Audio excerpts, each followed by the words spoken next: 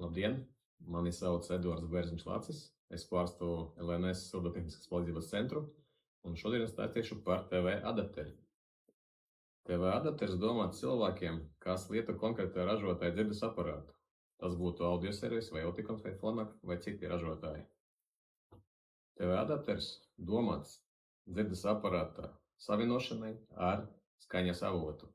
Tas varētu būt gan dators, gan televizors, gan magnetola. Saslēdzot, izmantojot audio kabeļus vai optisko kabeli, jūs panākat, ka signāls no datora vai televizora pat taisno nonāk jums ausīs. Jūs varat regulēt skaņu neatkarīgi no citiem, attiecīgi skaņa, kas skan apkārt, netraucēs nevienam ne otram. Tā kā iesakām izmantot tādā veida ierīces. Ja jums kaut kādi papildu jautājumi, droši zvaniet vai rakstiet. Paldies!